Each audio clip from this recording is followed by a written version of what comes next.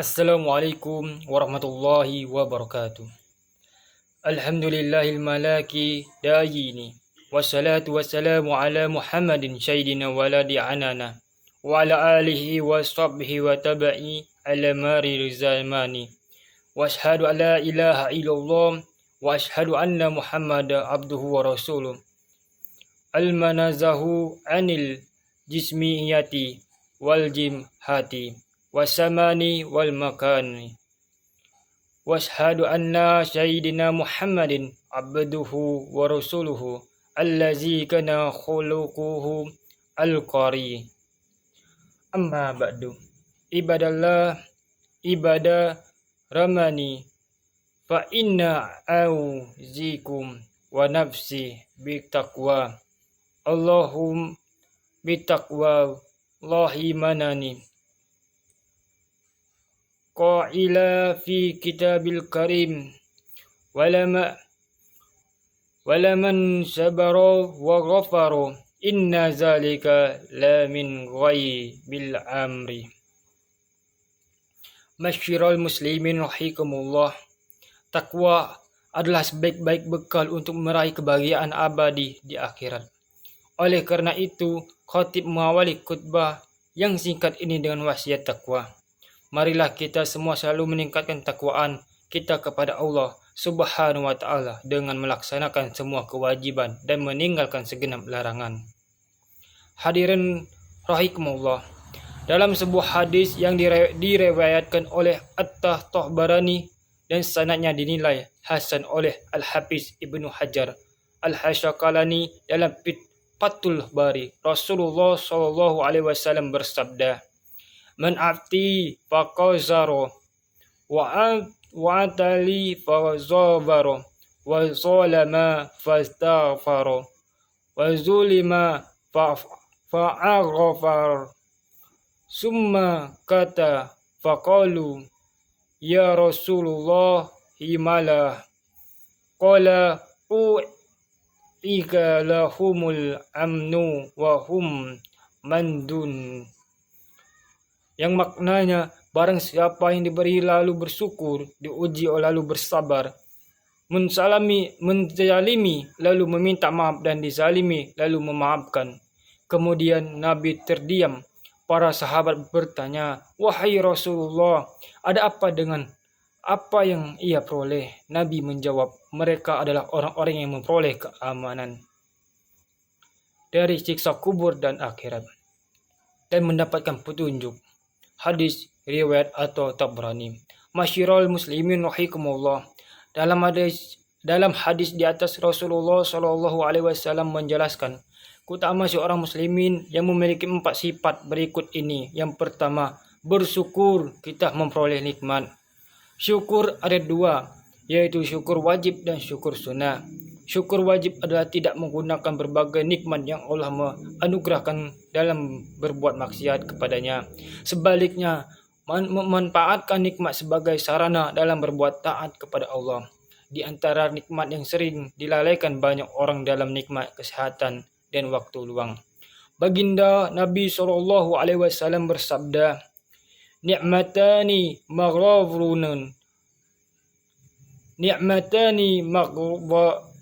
maghbunun kihima kasyirun minan nasi syaihatu wal qaragu. Yang maknanya 2 kenikmatan yang kebanyakan manusia tertipu dengannya, yaitu kesehatan dan waktu luang. Hadis riwayat Al-Bukhari.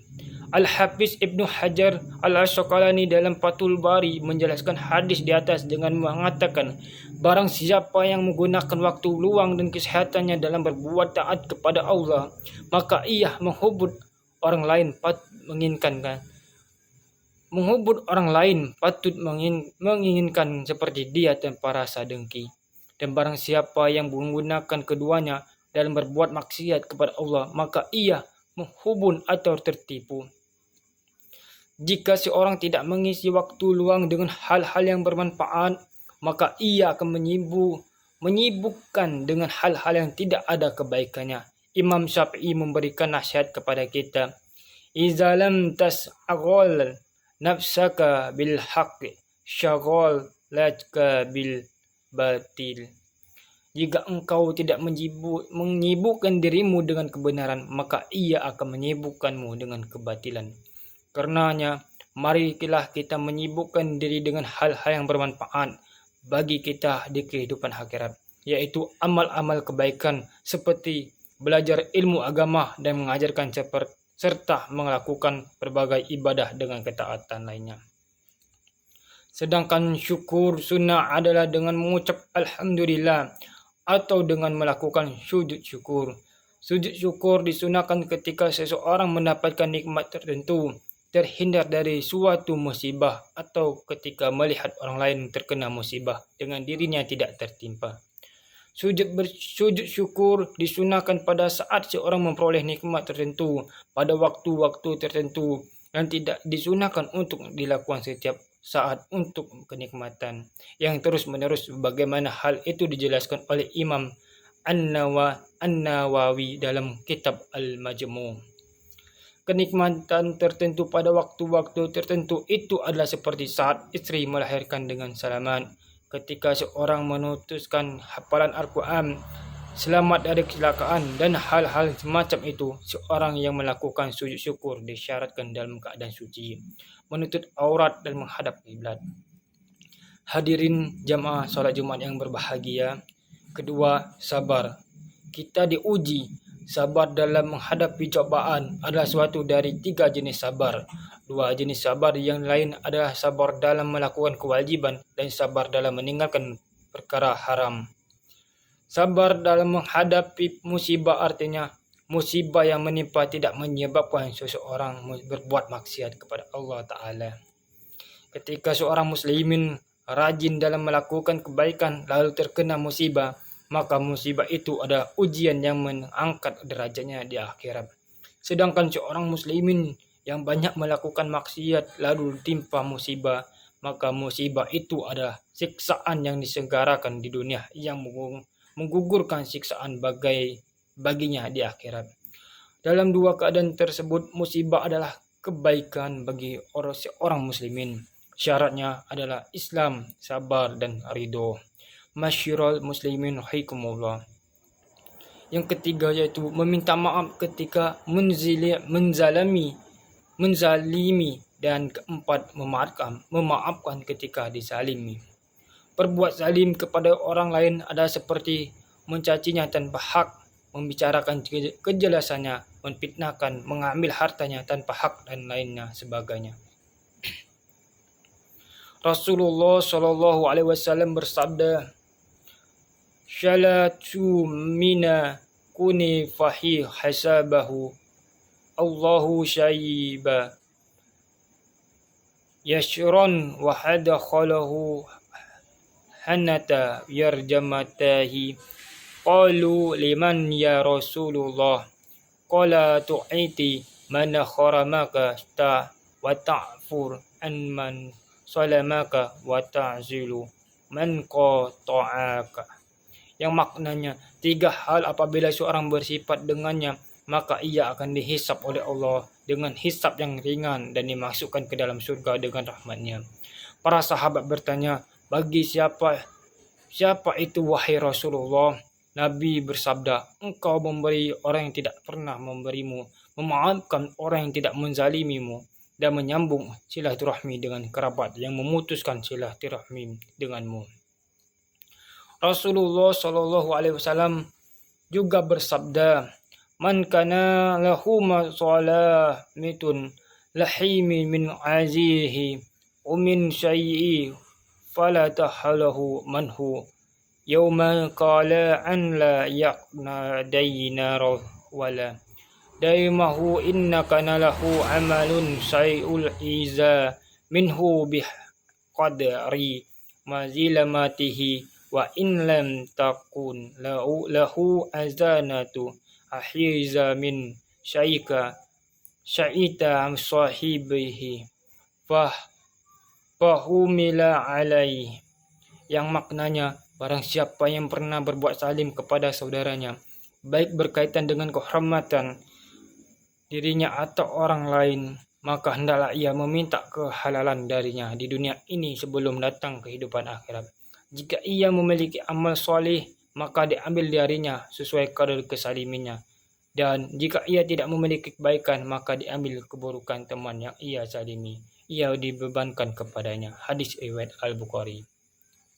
Masyiral muslimin rahikumullah, demikian khutbah singkat ini pada siang hari ini yang penuh keberkahan ini. Semoga menjadi ilmu yang bermanfaat dan kita amalkan bersama. Aqulu qauli hadza wa astaghfirullah li wa lakum fastaghfiruhu innahu huwal ghafurur rahim. Alhamdulillahi wa kafar wa azali wa azalamu ala sayyidina Muhammadin Muhammad Tofa wa ala alihi wa ashabihi ahlihi wal afa. Ashhadu an la ilaha illallah wahdahu la syarika lah wa ashhadu anna sayyidina Muhammadin abduhu wa rasuluh. Amma ba'du.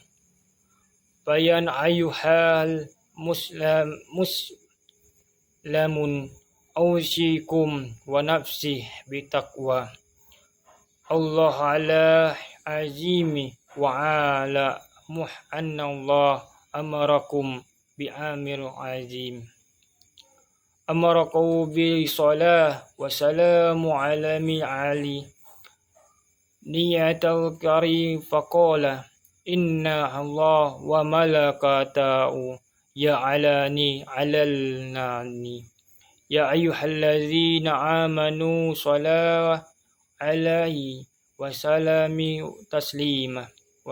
taslima Allahumma salli ala sayyidina Muhammad wa ala alihi sayyidina Muhammad kama salati ala sayyidina Ibrahim wa ala alihi Ibrahim wa barik ala sayyidina Muhammad wa ala alihi sayyidina Muhammad kama barakta ala sayyidina Ibrahim wa ala alihi sayyidina Ibrahim fil alamin innaka Hamidun Majid. Allahumma fir muslimina wal muslimat wal mu'minin wal mu'minat al ahya'i minhum wal amwat innallaha azza Allahumma inshafa anal al-bala' al-ghala'a wal wa fasha'al wal munkar wal aghir wa syaitafan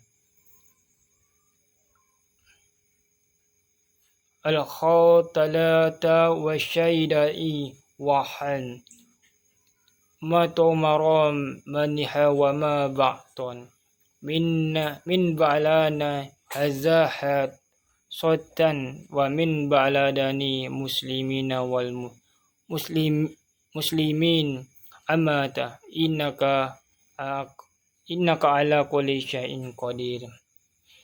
Ibadallah innallaha ya'muru bil adli wal ahsana wa ta'i sil qurba wa yahyi anil fasha' wal munkar wal baghi ya'zukum la'allakum tazakkarun. Wa syukrullahu azim ya'aqrukum wa la zakrullahil akbar.